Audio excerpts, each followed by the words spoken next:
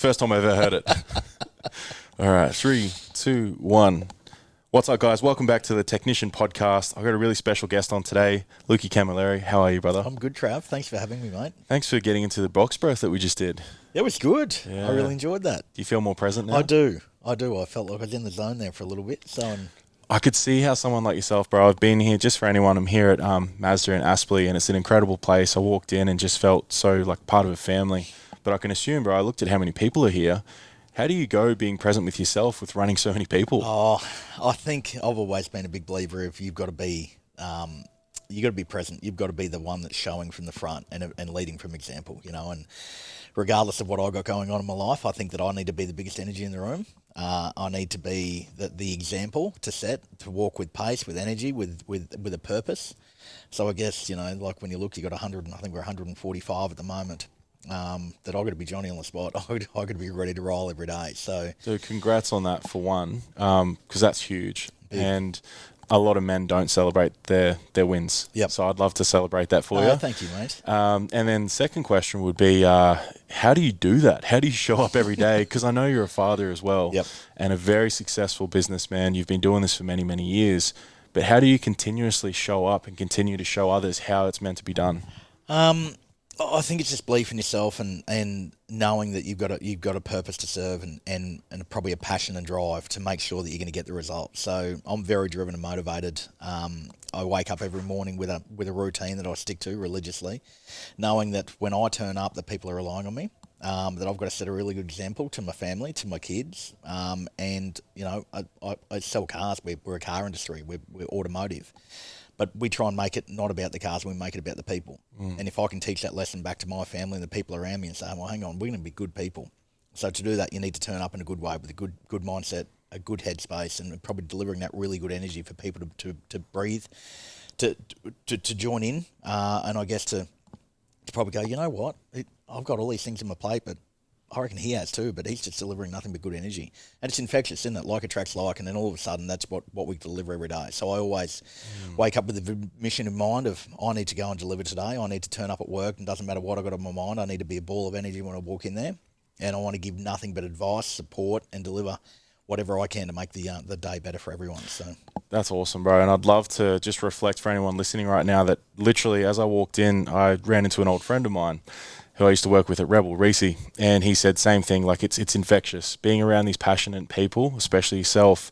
But then I was vibing off his energy because he was talking about you and talking about this place, and then I was like, fuck yeah, Mazda Aspley, let's go.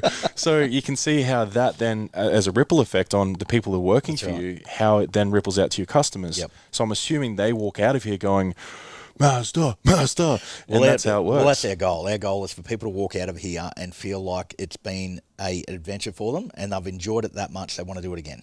You know, so that was the thing. They've actually enjoyed it so much that they want to do it again. And it's not a chore, it's not a transaction. It was actually something that they really, really enjoyed. Wow. And that's taken away from just making it about cars and money and transaction and service and making it about the experience and making it about the people contact.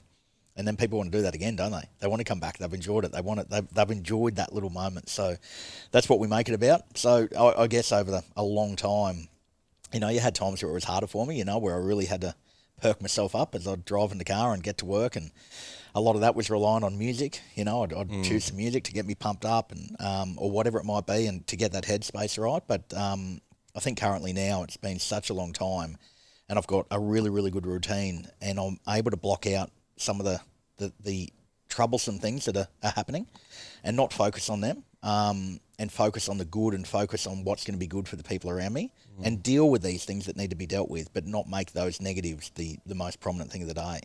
And that's what I've tried to instill into the dealership here is, you know, we can't focus on little things because the negative that it might be, you know, 2% of it or 3%, but we tend to focus on the 2 or 3% as opposed to the 97% of good.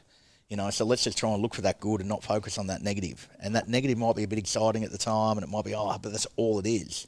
But it will only be negative and you'll get no reward for it at the end. There's no certificates being handed out for focusing on it. The good is in this other 97 or 98%. Couldn't agree more, bro, because that's very relatable, especially for I help a lot of people with relationships. And what they get caught up on is the worm in the apple. Yep. So you got a perfectly good apple there. Cut the fucking worm out, cut that piece off, and the apple's still good to go. Correct. You know, we're focusing on, I think a lot of people relationships, especially modern day dating, a lot of people have got the 90% sorted, but they're focusing on the 10% of All that the time. person does, right? And then All they the go time. look for that 10% in someone else. Yep. They find the 10%, and they're like, oh, fuck, the 90%'s cooked. So you're actually, as you said, bro, I couldn't relate more, is that your business, relationships, self.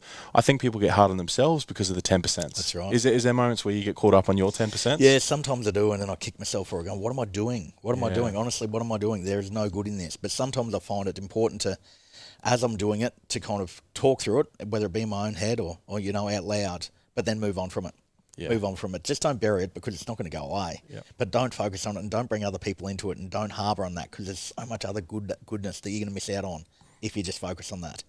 So, I get caught up in a little bit sometimes, and you tend to focus on it, and I do it. Like, probably the automotive market isn't the greatest at the moment. There's a few things going on here and there, and it'd be easy to when I wake up in the morning to think about all those things and start talking to my leadership group about it, and, you talk to everyone around you about it. But instead, because that's all negative, and it's all doom and gloom, and this is happening and that's happening, the motor industry is going to be really hard over the next 2 years or whatever it might be. But then you think about, what am I doing to all those people around me? You know what I mean?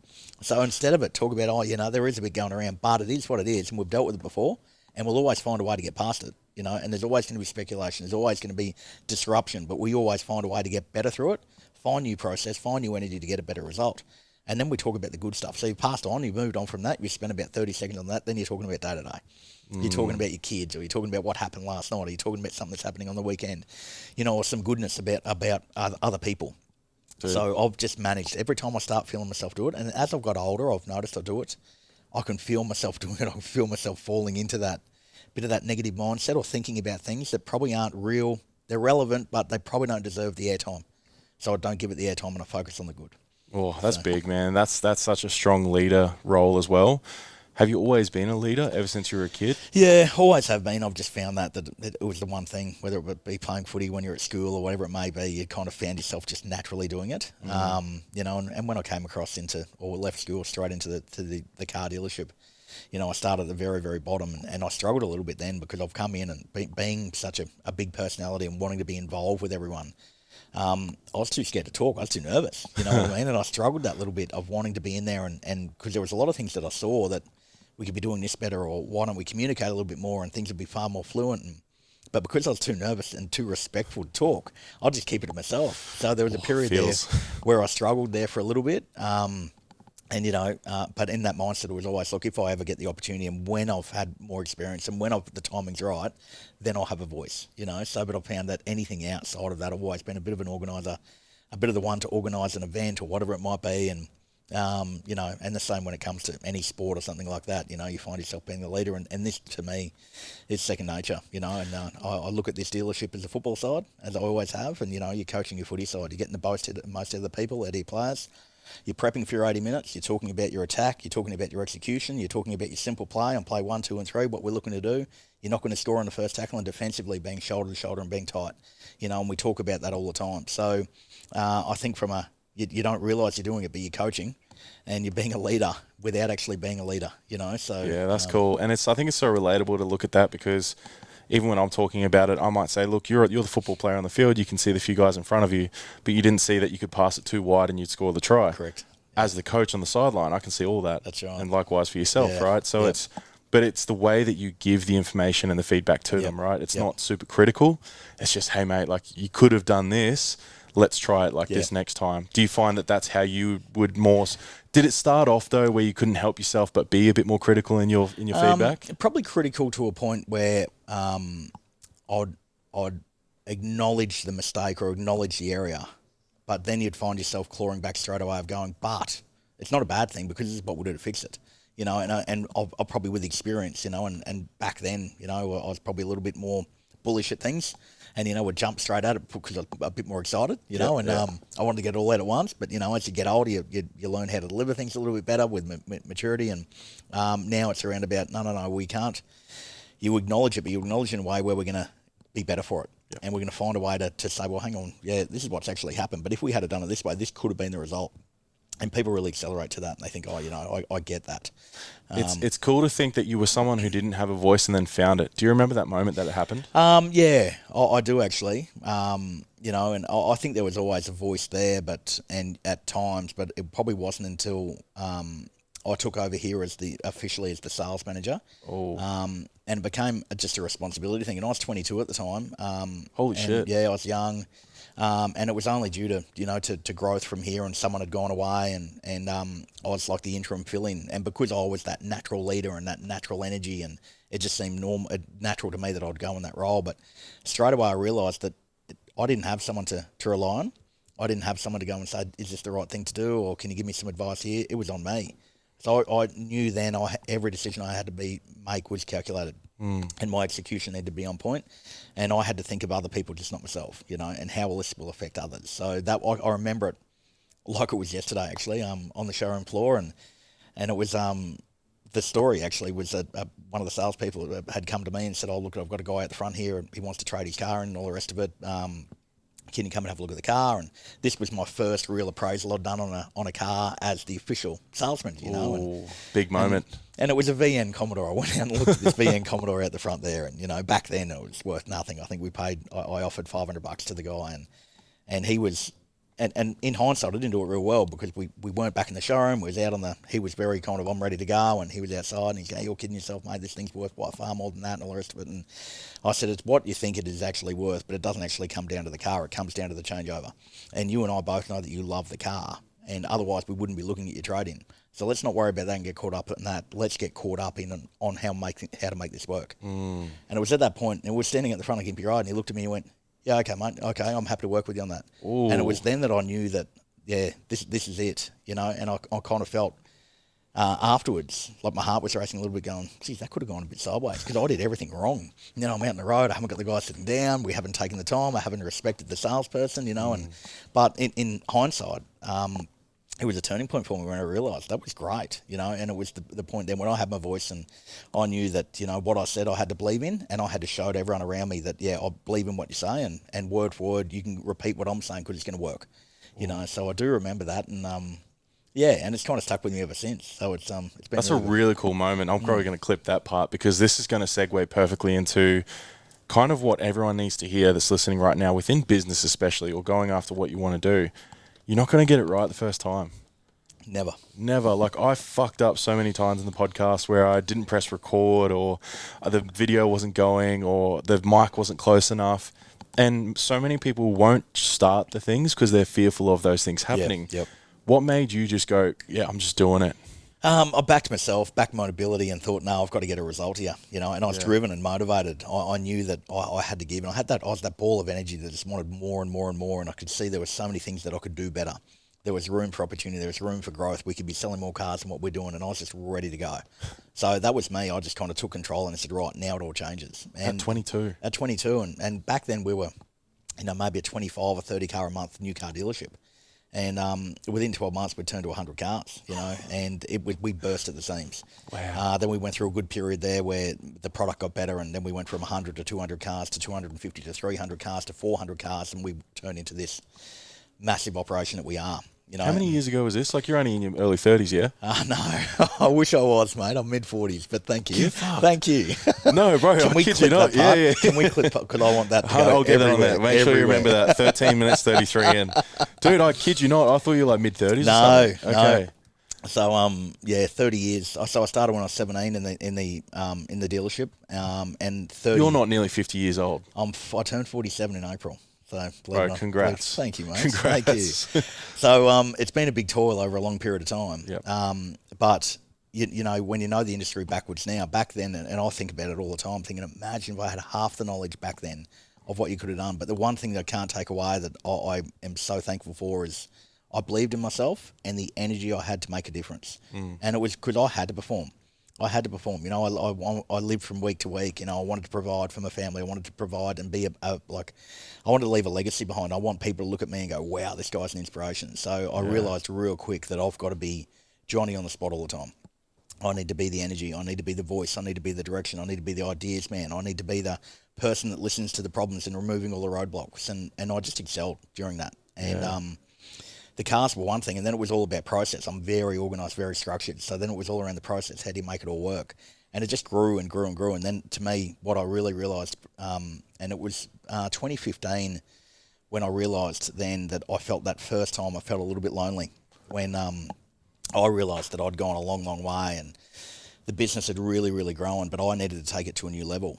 And I didn't have those people around me to kind of say, well, yeah, this is what we should be doing. And I felt there was a big gap. And yeah, there were those times then when I really missed having that, that person to go, what do you think I should do here? And there's no book around it. You can't pick up a textbook and go, what do I do next? And I just had I had a few demons at the time going, am I doing the right thing? Are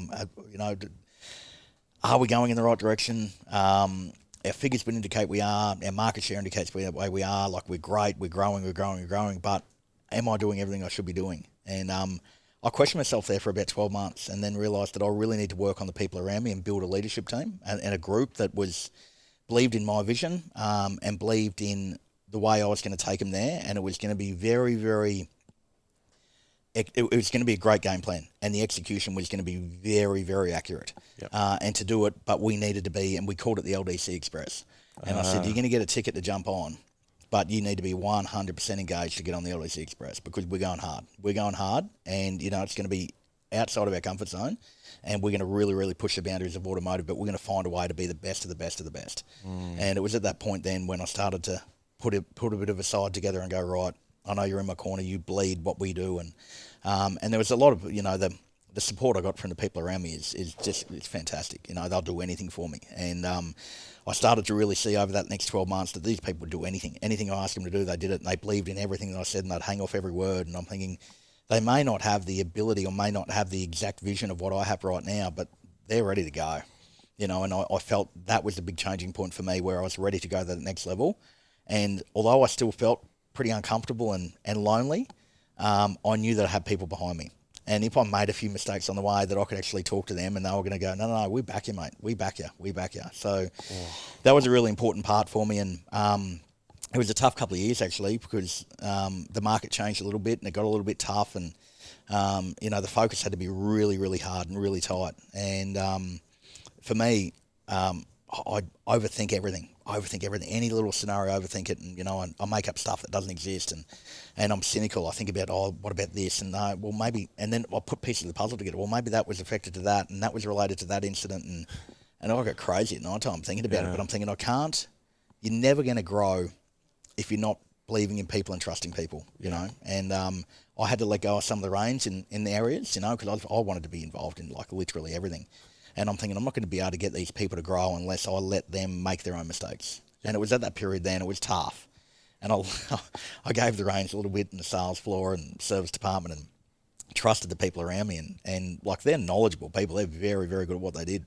And I wanted them to come to a new level, but it was all around mindset, So they were very, very good technically, but mindset probably wasn't as strong as it needed to be. Yep.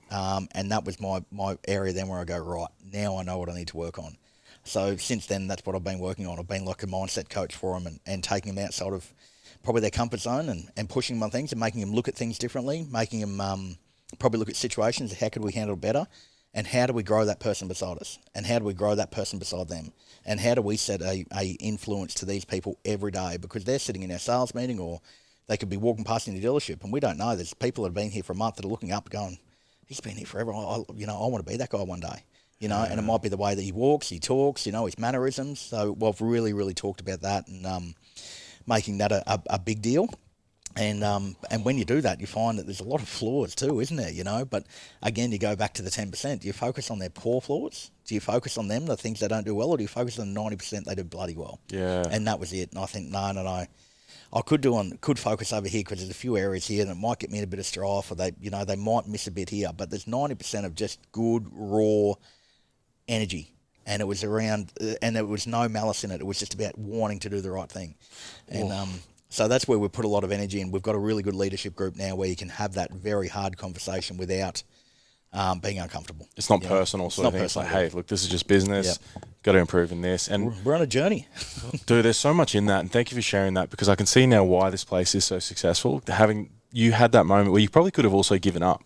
I'm assuming you've had many moments in the past 20 plus years where you're like, fuck this, this is way too hard. Lots of times. And I think any successful person that's on a massive mission has to go through that. Yep. I know I have multiple times, and I've only been in this for 2 years. I've been in self-development for 7 years, but business, 2.5 years or so. Yep. And it's going like this. Yep. And I'm listening to you just then going, fuck, I know this is coming up for a reason, because this is where I'm at already, where I literally need to have like a VA and a PA, a videographer that can edit all my stuff. Yep. All this team, but part of me is going, I don't want to give it up. Overwhelming, isn't it? Yeah. And really you feel lonely, man. You feel, I've got some incredible mates, but not many that are on my level of what I want to do. Yep. You know, I can tell you're just like a go-getter. You'll go do shit. You'll fly to Melbourne for a meeting if you need to meet someone to grow the brand. Like, I'll do that shit. But there's probably one of 100 people that I know that would come along with me. That's right. You know, That's so right. how do you navigate that? Have you found some people in your circle that you can lean on a little bit with so that? I'm a believer in like attracts like, and it just happens. It happens, and you talk about things, and people engage, and there's other people that drift away. Yeah. There's other people Their eyes glaze over. Yeah, hey? they want to be there, and they just want to be there. They want to be right by your side, but they probably don't have the ability and the foresight and the vision to actually go, I get it. Yep. You know, and a credit to them, because those people would be easy to kind of go, yeah, no, I'm in, but they're not. You know, so I think it's harder for them to go, you know what, I'm just going to glaze over a little bit, and I want to be there, I'm going to give you a hug, and, you know, I'm going to be right by your side, but I'm not that person. But then there's others there that will just, they tinker away and they're just there, you know. So I think it's an organic thing that just happens. You can't go out and pick them. You know, I can't go out and go, oh, that guy's going to be great, and that guy's going to be great, and try and make them something they're not. And I've made mistakes in doing that, of trying to make people that people are not who they are, or trying to put their skill set into a position that doesn't suit. From a theory point of view, it's great, but in reality, it's never going to work. It's like trying to make a front row or a halfback. Correct. It just doesn't work, does it? You know, and organically, I've ended up with some people around me that are really good, and not all of them are in the industry either. You know, I've been blessed with some people that have been industry-driven people, and people that have been growing up around doing the same thing that I have, that, you know, you can get some advice off. And a lot of these people are just good mates, you know, that would do anything for you. And you can bounce ideas, and then there's people that are in the business that get it and go, you know what, no, we're on here, and hold you accountable too of, you know, just question on a few things, and you start thinking about them, not in front of them, you know, because you set on your journey, but then at night time you might be sitting there going, yeah, okay, there's probably merit in that, you know, and you're thinking about it a little bit more, and then on reflection you go, actually, I'm still going to do it, but I'm going to do it this way. I'm just going to tinker it a little bit, you know what I mean? So yeah, I like that. I wonder, there's a big question that's coming up for me right now is, how does your partner go with all this? Because I can assume that because I know that, like, I look at my fiance and who she is as a person. She's beautiful, she's loving, she's caring. We've maybe argued twice in 2.5 years being together, right? Yep. And she just backs me on everything I do. Yep. But has there been moments where she's gone, like, Luke, I need you home more often. I need you to, you're always busy. You're always in business. Like, is there moments like that? Yeah, there's a bit of that. Very, very supportive, and will back me. She knows I'm a bit of a lunatic deep down. Of like, no, what I want, I'll go and get it. We have to be delusional, bro. You have to. Yeah. And she gets that, you know, and there's things there that, you know, which is the bit that I love the most, is that I will have an opinion about something, and she'll give me her opinion on it. And doesn't mean that mine's right and hers is right and mine's wrong. It's just about a different way of looking at things. And I love that it's a lateral way of thinking. Yeah. So the support is there no matter what. Get questioned a lot, you know, around it. And there's times then, you know, that we got a young fella, he turns 4 in June, you know, where I'd love to be with him more. But, you know, she also understands that, you know, we've got to build this empire, you know, and I want to leave this big legacy behind, and I want people to be talking about this forever, and I want my kids to walk to never have to worry about things that I had to worry about. Yep. And to do that, you've really, really got to chip in and put in now, you know. So I think, you know, when you're very transparent on your journey and what your vision looks like, they're gonna I guess come on the journey with you and believe in that vision and give you the right advice and question you at the right time. But it keeps you who you are, you know. If it was just too easy all the time, it'd just be too easy, wouldn't it? You like those challenges. You like being questioned over things. You like being, hang on, yeah, well, it just makes it about, it takes you out of your corridor. And the one thing that I always talk about here is that we get caught up, you know, in different departments. They got corridors on, like they start talking in this lingo, and there's acronyms for absolutely everything. And that's their life, and they can't see what's happening just here. You know what I mean? And it's very easy to fall into that. And when you've got 140 odd people here, and they're all like-minded, and people are talking the same lingo and everything else, you generally get into that talk.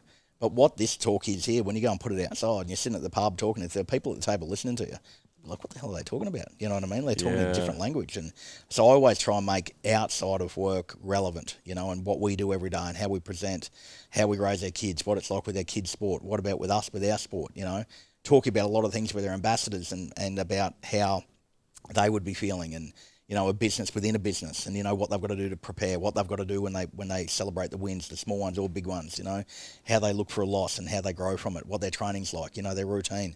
Because otherwise we get talking, we're stuck in car land. Car land's boring, all right? And if you're in car land talking about cars all the time, your corridor's too small. You've got to grow it, and you've got to make it relative to what we do every day. So I love that, and I'm sure there's people listening right now that are business owners, entrepreneurs, all the things, and what I'm feeling already from this community you've built here with the people here, I've been in this industry before, I've been in retail, and what I find happens is, like, as humans, we've got our places, right? There might be, or even football teams again, you got your front rows, your second rows, your centers, your backs, all the things. Do you find that in the beginning it was hard to get, say, like the service lads that do all the fixing, the mechanics and everything, to mingle with like the sales guys? Impossible. Yeah. There were these barriers. There were these walls, invisible walls that were You're so not high. like us. Yeah, and it was the us and versus them. Like it was like that. Those sales blokes. And what I've done is I've broken down all those walls and broken that down. We won Jersey. We won feel Jersey. And we talk about it every day. We run our Aspley Master Gold Standards, which are 14 words that mean, or phrases that mean everything to us, and we believe in them. But one thing is about we're one team. We're one jersey, and we've got to be proud to wear that jersey. And if we're not proud to wear that jersey every day, we don't wear it. And whether we're service, whether we're sales, parts, car wash, we're all one team. So we celebrate everything together once a week. We do a player of the week where the whole dealership's involved in that. Sick. Where it's a wall of applause. So whoever wins it gets to walk down the wall of applause, and the whole dealership's clapping them. And then once a month, we have a barbecue for the whole team. And, it's about everyone all together. Everyone holds a special place, and no one's better than anyone else. I'm not big on titles. We're just all one team. And when I first came across, I started in spare parts straight from school. I was in a warehouse, and the warehouse wouldn't talk to the parts interpreters, and the parts interpreters wouldn't talk to the people in the phone room, and then the phone room wouldn't talk to anyone retail because they're in the phone room, And I'm like, what the hell? Why is the phone room any more important than these people? And there was some barriers there, and that's just that was automotive industry. So what I found doesn't work is when we get people that come in here and come for interviews that have worked somewhere else, and they might have been working at another car dealership for 3 or 4 years, and they want to come across, they don't fit. They don't fit because it's a totally different culture. It's a different vibe where it's what we do is they're segmented in their department of we've only done this and we don't help there and we don't get involved in sales. We don't get involved in service. We don't go and do that. But the way we've done it is all my staff are all homegrown, and they're of that mentality that when we come into work here, we work in any department. We're all as one. We're all celebrating one win together. And what a difference it makes. You know what I mean? You can walk through the whole place and everyone just mingles. You've got service or sales that do drop-offs and pickups for service customers. You got service that jump into sales on a sale day. Everyone works collectively, and I couldn't imagine any other way, but it took a long time. The culture has got to be right for that to work. I'll give you some great feedback, and anyone listening right now will get to feel what this place is like. As I was walking in, the first experience I had was the young lads cleaning the cars, gave me a big smile, like, hey, bro. Yeah. That might be like a small thing for most people, but for me, I know I'm coming into a good place. Yep. Because I know I was one of those kids at some point. And I knew that if I was working in a shitty place, I wouldn't want to be all happy and smiling to people that are walking in I don't know. Yep. And that goes for any place, whether it was Rebel Sport that I used to work at, wherever. If you're in a good place and in a good environment and you feel happy to be at work, that's going to be exuded directly to the customers that are coming in. Couldn't agree more. Dude, that's huge. I would love to know, because I love giving like tools, tips and tactics to everyone listening. What are some of the tools you've learned or books you've read or things that you've gotten from to then bring it into here? What are some things that have really helped you? To me, most of that was just around learning on the floor, learning from people around me, learning on things of what shouldn't have been done. Yeah. But getting the opportunity of what other successful businesses were doing and taking little bits and pieces from that. I've never been a huge reader of books, and I started to read it and the motivational books and all the rest of it, but my attention span's too small, and I'd just be kind of flicking through, and I realised that I'm trying to do something that didn't really work for me. But then there might be things that I'd get caught on, and it might be there was this magazine called Automotive News, and it was worldwide, and I used to read a lot of articles of things that would be happening in the States, and I became a bit very, very interested in that American market, where it was big, high volume and a lot of staff and high turnover. And I'm thinking, because that was right in my wheelhouse at the time, we were in that growth stage, and I'm thinking, how do these guys do it? I'm struggling with 100 odd people, and So I got caught up in a lot of that, and there was a lot of tools I learned from that, and a lot of that was about always employing, always advertising to have people employed, that you never stay with the current team you've got. You're always looking for opportunity, looking for people that could be multi-skilled, growth in other areas, and bringing some new energy in, different personality, different mindset, and having that winning mindset all the time. So that was one thing I took on. And probably the second part to that was more around my upbringing when I came through to automotive. It was very back.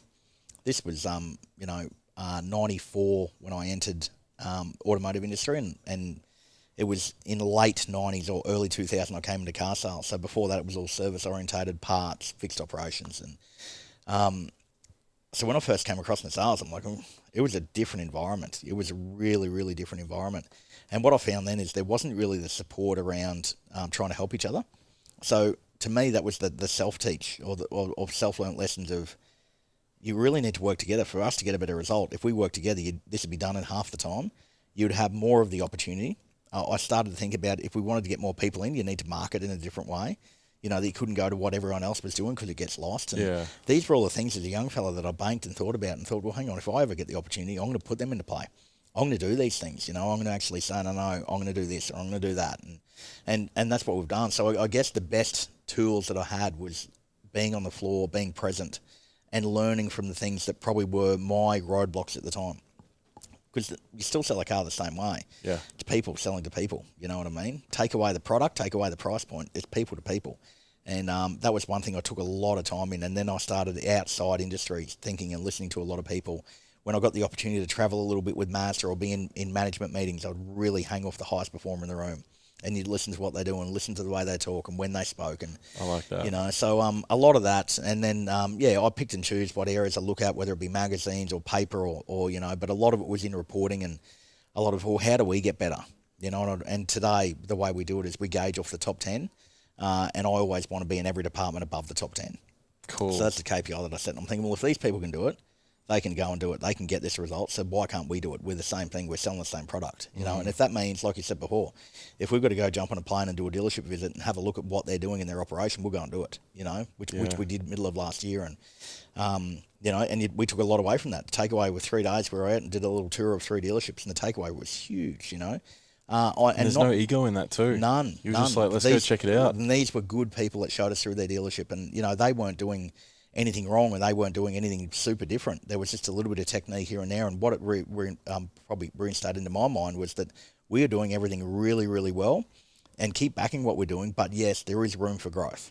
And, that was the one thing that I came away with. So that just there is really cool. You've just made me realize that the industry I'm in, for example, right? It's like online coaches. It's a fucking saturated market like crazy.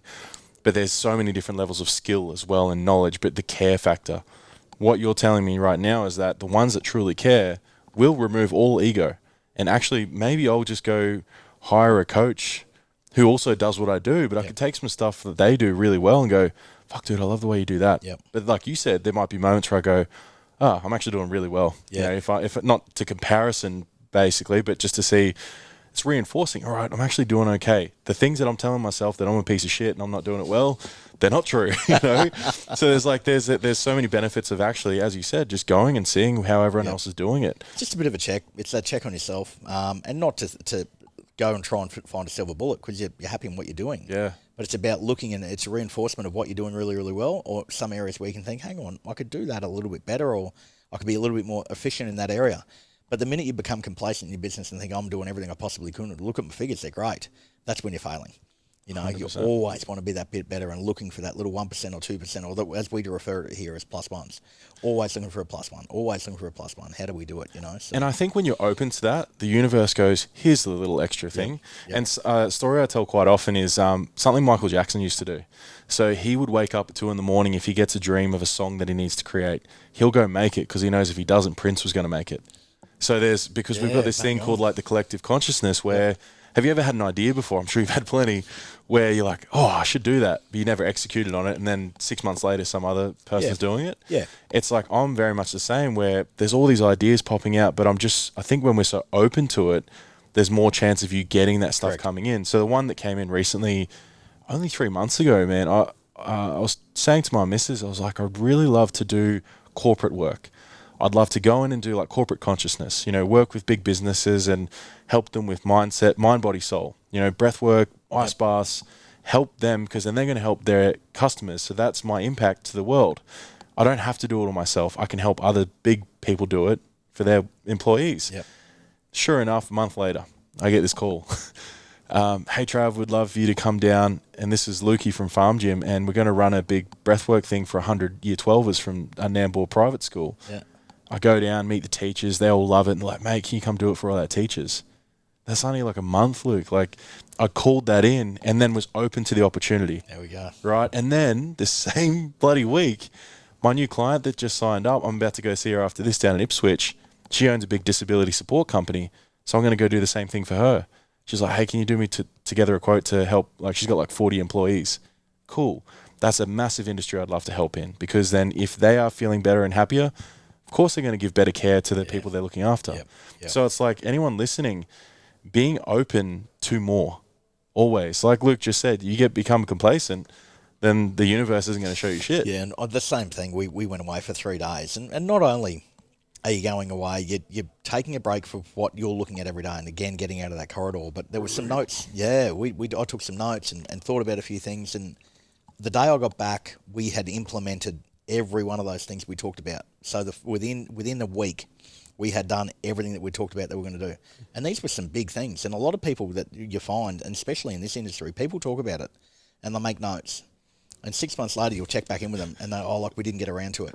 But we do it and we action it straight away. And that's one thing that I've always done. And as a leader, I've done it. If I say I'm going to do something, we do it immediately. Damn. And everything else stops until we do it, because I believe in it. Can you take us through this? Because I feel personally attacked right now. This is my thing, bro. I'm a creative. I'm probably on the spectrum a little bit recently, I figured. And I'm super creative. Like, I could come up with the coolest ideas, but execution, I get lost in the shiny stuff, right? Yeah. What's your process of pure execution once you've talked about I it? think it's getting everyone to believe in your rollout. So you've got to have all the ingredients there and go, right, this is actually going to work, but to do it, I need all these people involved. So the way I'm going to roll it out, everyone needs to be 100% believing in this, and the rollout needs to be full of energy with the opportunities that can come with it. So I could come up with this fantastic idea and go, yeah, great, this is what we're going to do, and we just talk about it, and then not everyone understands it totally, and it's done in a way that it's okay, well, yep, great. But they don't actually know what we're trying to achieve, as opposed to, hang on, this is going to be really, really well done. This is what we're going to do. These are the ideas. These are the KPIs we're trying to meet. This is our stretch target that I reckon we'll actually meet. But we're actually going to have a real good go at this. And if we do it really well, I'm going to continue to do it all the time. So I need everyone on board here.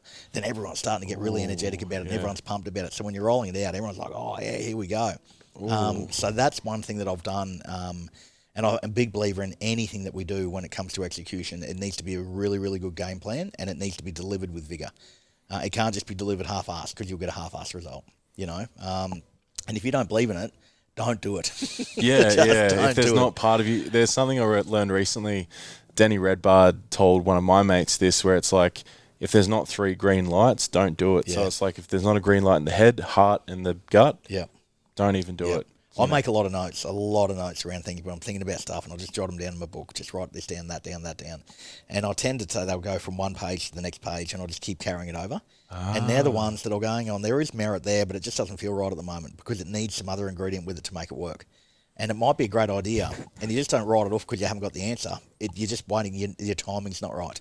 And I think that's the most important thing. And I went through it a bit. I came in on Saturday morning and just spent a couple of hours just tucked in my office, and I spent a lot of time going back through my notes, and I'd just been away at a meeting in Sydney for a few days, and I had probably 7 or 8 pages of notes there, and I wanted to work out what the most important was, so I highlighted the ones that were most important, and then I've just transferred a lot of the ones that I'm going to put into play. And then there were ones there that I put on the burner that I think have got a lot of merit, but I don't know what to do with them yet because I haven't got all the ingredients. And but the awareness is there. It's there, and I know I can make something work, because it really excites me looking at some of the words and thinking that the process of what I could do. But you've got to be mindful. You just can't go, oh no, it doesn't make a lot of sense, it's probably too hard, I'm not going to do it. Because it will work, but the timing's got to be right, and you've got to believe in it. And then when it comes to fruition, you go, right, now it works, and that makes complete sense. It's the light bulb moment, isn't it? And then you do exactly the same thing with your execution. You bring your team in, go, right, have a look at this. This is what we're going to do. This is the outcome. This is what the overall result could be. But if we do it really, really well, it could be this. Yeah. And then everyone's like, oh, wow. And then it just becomes a normal process, So from Saturday when we spent the few hours there, I'd put a lot into play by the Monday morning, and by the Tuesday morning they were in action, and by the Wednesday, being today, we were result